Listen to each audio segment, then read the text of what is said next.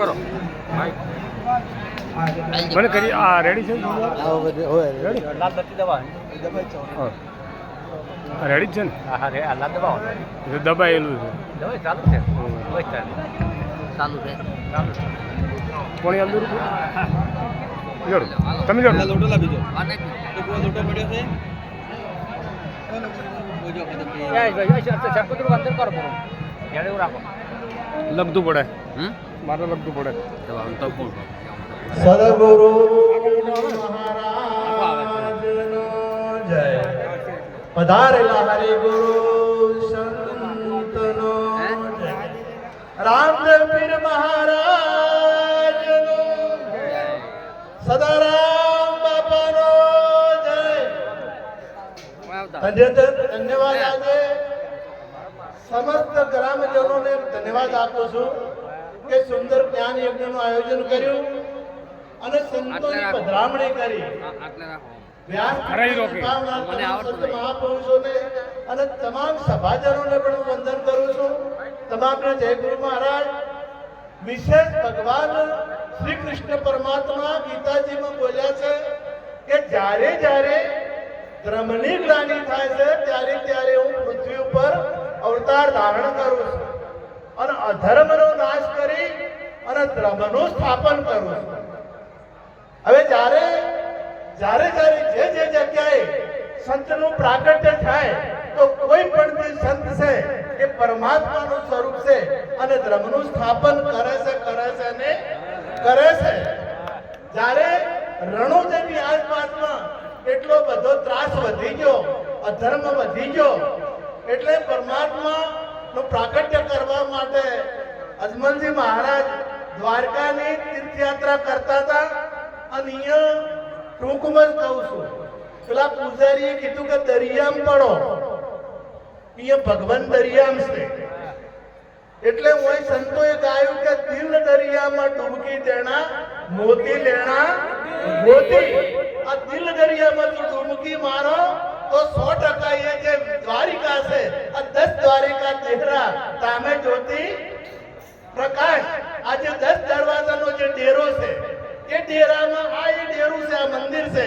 અને આ મંદિરમાં તમને સાક્ષાત પરમાત્મા નારાયણનો સાક્ષાત્કાર થશે ને થશે.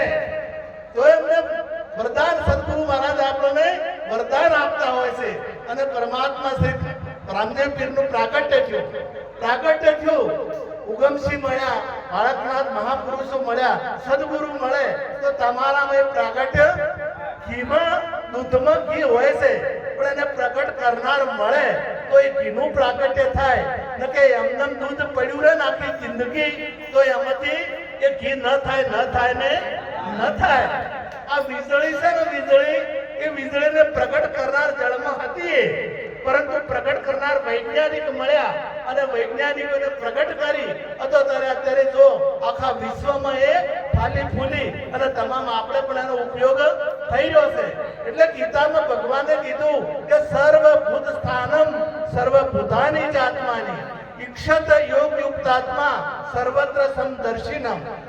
હું બધી જગ્યાએ આત્મા વ્યાપક છે, પરંતુ યોગ યુક્ત આત્મા જે યોગ યુક્ત હોય, જેને પરમાત્માનો સાક્ષાત્કાર થયેલો હોય, જેને સદગુરુ મહારાજ એવા મળ્યા હોય અને એ પ્રગટ કરી શકે. બીજાની તાકાત નથી. ધ્યાનથી કે આ તપથી કે વ્રતથી કે કથાથી હું દેખાઉં એવો નથી. આ ગીતા કહે છે.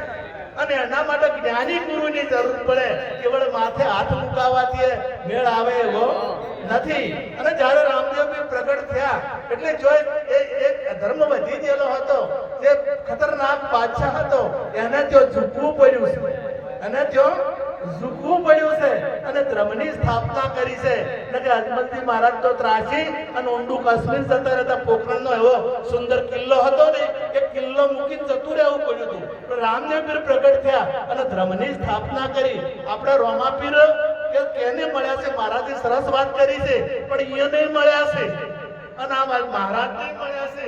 અજમલદાસ મહારાજ, હગરમદાસ મહારાજ કે જયંતિરામ મહારાજ કે અહીંયા અમારા ઉમેદરાવ મહારાજ, પરબતરાવ મહારાજ, જે કોઈ મહારાજો કે કોઈ સંતો અને જે ગુરુમુખી ભક્તો છે એ તમામને રોમાપીર મળ્યા છે ને મળ્યા છે. અને એના પ્રગટ પરચા તમે અત્યારે 52 પરચાની વાત નથી, પણ લાખો પરચામાં બતાડો. આ તમને બે મળ્યો ને એ પ્રગટ પરચો જ છે. તમે વિચાર કરો કે એક અંગની કિંમત અને એક જે કામ કર્યું છે એ પરચો જ છે. આ 60 ફૂટનું ઝાડ હોય ને 60 ફૂટનું તો ઠેસ પાણી ઠેસ ઉપર પોકાડે છે. આપણે બીજા માળે લઈ જવું હોય ને તો 1.5ની મોટરની જરૂર પડે છે. બીજા માળે લઈ જવું હોય તો જો નારિયેળીના ઝાડ ઘણા ઊંચા દેખાય, એના ફળને 3 ફળ જણાય, તો એમાં પાણીનો પૂરનાર એને તમે ઓળખી લો. પ્રગટ પરચો તમારે જો તમારા સુંદર શરીર, તમારે જે કર્મ હોય કરી શકો. તમારા તબલો શીખવું હોય તો શીખી શકો, તમારા હાર્મોનિયમ શીખવું હોય તો શીખી શકો. તમારે નર, ટૂંકમાં કહું કે નર 80 કરણી કરે તો નર્મથી નારાયણ થઈ જાય. આ મોટો પરચો છે. અને આ પણ હવે મનો ઉપયોગ કરતા નથી, અને ઉપયોગ કર્યા વગર મેળ આવતો નથી. મનો જે વસ્તુ જે જગ્યાએ વાપરવાની છે એ જગ્યાએ વપરાય તો એનું ફળ મળે, ન કે ફળ મળે નહીં. હવે તબલા લઈને આપણે યુદ્ધમાં જ કોમ આવે, કદાચ લડાઈ કરવા છે તો એ તબલા કોમ આવે નહીં, એ તો તલવાર જોવે, એ તો બંદૂક જોવે. એમ આ જે મળ્યું છે, આ જે શરીર આપણને મળ્યું છે, એ જે જગ્યાએ એનો ઉપયોગ કરો તો પરમાત્માનો એક જ ટૂંકું દ્રષ્ટો એની રીત જો આવડી જાય ને, તો રીત મળે તો જ પરમાત્માનો સાક્ષાત્કાર થાય. એક પતિ પત્ની બજારમાં રહેતા હતા, સુંદર કુટુંબ હતું, અને એકલા જ નવી નોકરી મળેલી અને બહુ પ્રેમી, અને નવા પહેરેલો 12 મહિના જેવા થયા છે. એટલે બજારમાં રહે કોઈ નાનું છોકરું નહીં કે નળદ કે કોઈ નહીં, આખું કુટુંબ ગોમડે. એટલે બે જણાને કોક ને કોક દાડો તો ઝઘડો થાય. તમારે બધાને અમારે થયેલો હતો, એ નહીં થયો. થોડા ઘણો પ્રેમ ન હોય પણ થાય ને. અમારા હાર્તંગરામ મહારાજના શાંતાબેનની લડાઈ, એટલે થોડો પ્રેમથી પણ પ્રેમ ન હોય. મેં હવે થોડુંક ડખો થઈ ગયો એટલે બેને અબોલા થયા, રીણા થયો ને. એટલે હવે કોઈ હતું ને એટલે શું કરે, ચિઠ્ઠી લખે કે એ બાલા પતિદેવ વિષ્ણુરામ મહારાજ કે કિલો બટાકા લેતા આવજો, આ તેલનો ડબ્બો લેતા આવજો. ચિઠ્ઠી ટેબલ ઉપર મૂકે એટલે પેલા ભાઈ વોચીને હોદનું લેતા. હવે પેલા ભાઈને તો કોમન તો ચિઠ્ઠી લખે કે મારું લાલ બુશર્ટ અને વ્હાઈટ પેન્ટ ધોઈ નાખશે, અને એમને સહી કરે. એટલે પેલી વોચીને કરે. પ્રેમ તો હતો પણ ઈગો, અહંકાર હતો. એટલે હરસ બોલવા દેતો. કોણ નહીં બોલવા દેતું? અહંકાર. આપણને ખબર તો હશે કે ગુરુ ચરણે જ્યાં સિવાય ભગવાન મળશે નહીં, પણ પેલો ઈગો છે ને, જે અહંકાર, કે જવા દેતો નથી, નમવા દેતો નથી, કે હું એ નમતો હશે, હું ના. એટલે એ અહંકારને લઈ અને એ સદગુરુ મહારાજના શરણે જઈ શકતા નથી. અને જે નથી જઈ શકતા એને રોમપીર મળતા નથી. અને જે જતા રહ્યા છે એને મળ્યા છે. એટલે એક દાડો ભાઈને વહેલું ઉઠવાનું હતું અને ચિઠ્ઠી લખી કે મારે 4 વાગ્યાની ગાડી પકડવાની છે, પહેલા મને 3 વાગે જગાડજે, તારો વાલો. એમ કરી ચિઠ્ઠી મૂકી દીધી. પેલી ભાઈ 3 વાગે જાગી, ચિઠ્ઠી વાંચી લખ્યું કે વાલા પતિદેવ 3 વાગ્યા છે, તમે જાગી જાઓ. અને ચિઠ્ઠી મૂકી દીધી, પાસે હોઈ ગઈ. હવે આ જાગે, મને વિધિ તો કરી છે પણ જાગે એવી કરી નથી.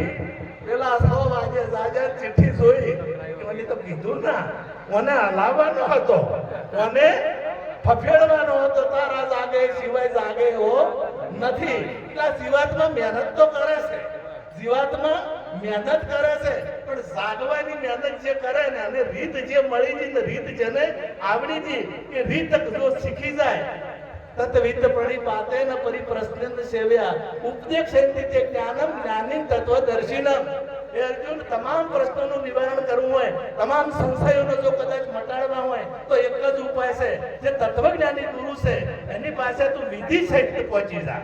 વિધિ વગરની વિધિ સહિત પહોંચી જા અને એમને ષષ્ઠ પ્રણામ કરી અને શરણું સ્વીકારી તો તારો મેળ આવશે. સર્વ ધર્મ પરિત્યાજાય મામેકમ શરણમ અહમ ત્વા સર્વ પાપેભ્યો મોક્ષામિ. શું છે તારે કોઈ કરવું પડશે ને સદગુરુ મહારાજ બધું કરશે. આટલું કઈ મારી વાતને વિરામ આપું. સદગુરુ